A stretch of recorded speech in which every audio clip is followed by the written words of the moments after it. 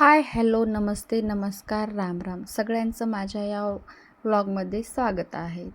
तर आजचा हा पूर्ण व्लॉग हा रात्रीच्या स्वयंपाक, जेवण आणि या 2 बेबीसोबतची धमाल, मजा, मस्ती, त्याचबरोबर दुसऱ्या 2 मोठ्या बेबींची ॲक्टिंग आणि कॉमेडी. तर हा व्हिडिओ शेवटपर्यंत तुम्ही नक्की बघा.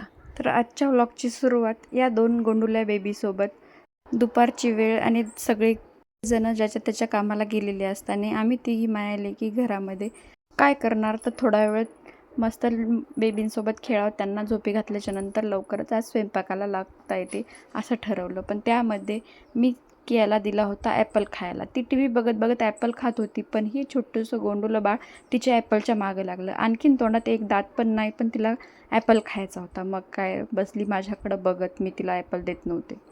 ॲपल दिला नाही म्हणून बाई थोडा वेळ रडली आणि झोपी गेली. दिवीच्या झोपी गेली आणि किया खेळत होती. तोपर्यंत म्हणलं काहीतरी करावं. आता 2-3 महिन्याखाली डीमार्टून आणली होती नाचणी, कधीतरी काहीतरी करल म्हणून, पण आणखीन त्याचा काही मुहूर्त लागला नव्हता. तर आज म्हणलं मी यूट्यूबला भरपूर रेसिपी बघितलेल्या आहेत नाचणीपासून काय काय बनवायचं. नाचणी सत्व बनायचं होतं, पण आणखीन दिवीजा काही खायला लागली नाही, त्यामुळं नाचणी सत्व बनवायचं कॅन्सल केलं आणि मी घेतल्या इडल्या बनवायला. त्यासाठी हे उडदाची डाळ, नाचणी आणि तांदूळ भिजू घातले. मध्येच आमच्या कियाबाईला लागली भूक. मम्मी मला काहीतरी खायला दे अशी म्हणली. तिला दुसरंच खायचं होतं, पण मग मी बनवून दिल्या झटपट अशा होतात म्हणून शेवाळ्याचा भात मी माझ्यासाठी आणि तिच्यासाठी दोघीसाठी पण बनवला.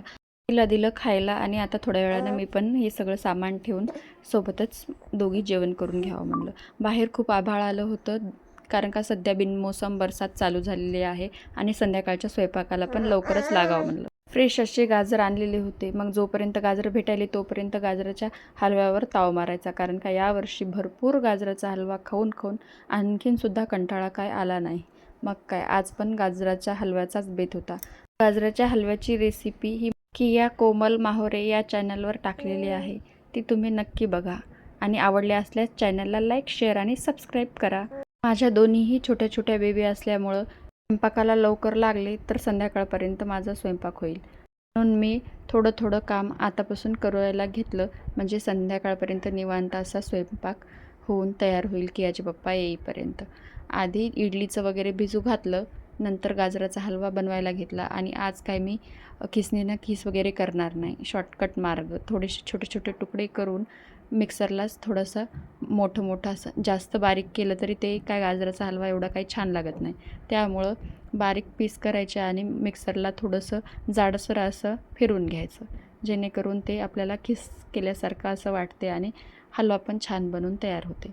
मग काय सगळे व्यवस्थित गाजर असे कट करून घेतले. हलवा हा मी नेहमीच जास्त असा बनवते, कारण का आम्हा सगळ्यांनाच गाजराचा हलवा हा सगळ्यांचा फेवरेट आहे. मग गाजरं वगैरे कट करून घेतले आणि ते तसंच राहिलं. मग म्हणलं थोडंसं पेटपूजा करावं. बाईसोबत जेवायला गेले, पण तिनं मला एकही घास खाऊ दिला नाही आणि हे ताट पूर्णच्या पूर्ण आपणच घेऊन बसली. कॉटवर बाईसाहेब पूर्ण सामान घेऊन बसल्या होत्या. खायचं ताट, भाजीपाला आणि ह्या बॉटला. छान असे कियाच्या पप्पांनी मस्त फेसवॉश, बॉडी वॉश, ऑइल वेगवेगळे घेऊन आले होते. त्याने तिचा कॉटवर बाजार बांधला होता. द्विजा झोपलेली आहे, त्याचाही पूर्ण फायदा घ्यायली. कियाचे छोटे पप्पांनी तिच्यासाठी आणलेली लस्सी पूर्ण घरभर सांडवली. थोड्या वेळाने घराचा पूर्ण असा गर्दा करून मी तो नेमकीच आवरून घेतला. आवरून घेतल्याच्या नंतर बाईचं झालं, लगेच खाली वापस गर्दा करायची तयारी सुरू. शेकी शेकी मम्मी गाणं लाव म्हणली आणि त्या गाण्यावर बाईसाहेब लागल्या गिरक्या घ्यायला. इतक्या गिरक्या घेतल्या, डान्स केला कुठं, पण ह्या तिला गोल गोल असे गिरक्याच घ्यायच्या होत्या. या गिरक्याच्या नादामध्ये गोल फिरत बाई धपकन अशी पडली आणि नंतर आला मोठाच्या मोठा रडू. मग त्या रडापडीच्या नादामध्ये माझा गाजराचा हलवा आणि स्वयंपाक तसाच राहिला करायचा. बाईला शांत करण्यातच माझा वेळ गेला. जास्त वेळेस असंच होते की याच्या नादामध्ये माझं पूर्ण काम तसंच राहून जाते. मग या बाईला चिडवण्यासाठी तिचा दादा आला. दोघा बहीण भावाचं रडापडी संपली आणि वापस आम्ही जोमाने आणखीन जास्तीच्या स्पीडनं खेळायला झालो तयार.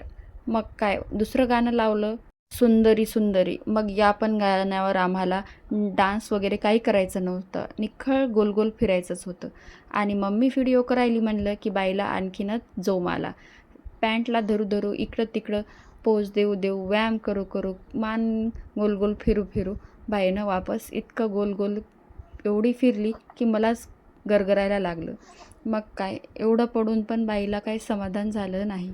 तिच्यात तिचा दादा, तो तिला खेळण्यासाठी बाहेर बोलवत होता, पण बाई त्याला वेगवेगळ्या अशा व्यायामच्या पोज करून दाखवत होती. आणखीन गोल गोल फिरली, त्याच्यासोबत काय आधी गेली नाही, नंतर त्याने बाहेर गेल्याच्या नंतर लगेच गेली. मग त्याने वापस वडू वडू घरात आणलं आणि आपण आणखीन गोल गोल फिरू असं म्हणला.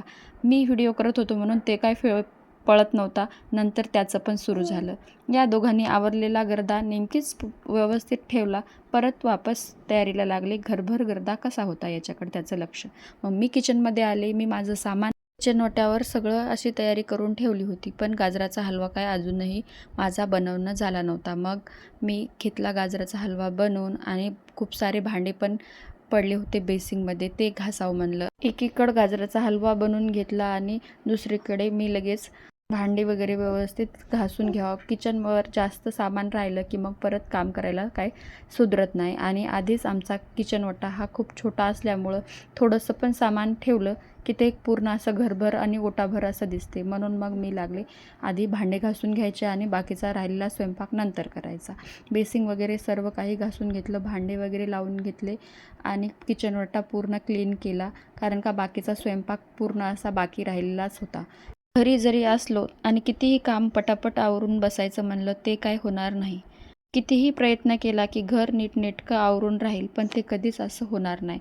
घर हे माझं कधीच आवरून असं व्यवस्थित असं राहणार नाही, कारण का मी आवरलं की लगेच मागून माझी किया ते वापस जशास तसं करून ठेवते. मग मी लागले लगेच जाऊ द्या म्हणलं, काम काय होतच राहते, आवरायचं नंतर संध्याकाळी आवरून ठेवता येते.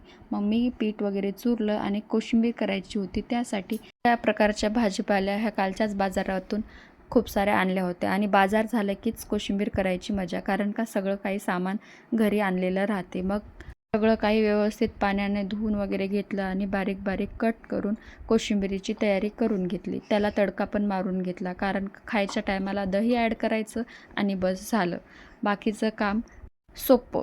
मग काय झटपट असा पूर्ण स्वयंपाक आवरून घेतला.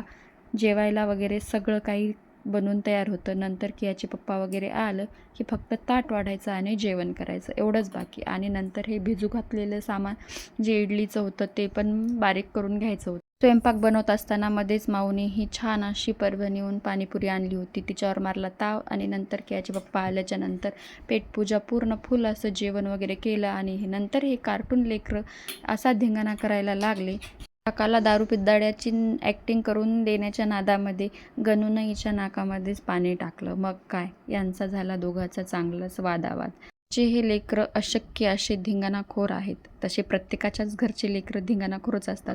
या दोघा बहीण भावाचा धिंगाणा संपला आणि माझ्या घराचा पण सगळा धिंगाणाच झाला. घरामधले आधी आवरून ठेवलेला सगळा पसारा खाली वापस येऊन बसला आणि हा पसारा वगैरे आवरलं. माऊने उद्याच्या इडलीची तयारी वगैरे करून ठेवली. तर भेटूयात आता पुढच्या व्लॉगमध्ये. तोपर्यंत चॅनलला लाईक, शेअर आणि सबस्क्राईब करा.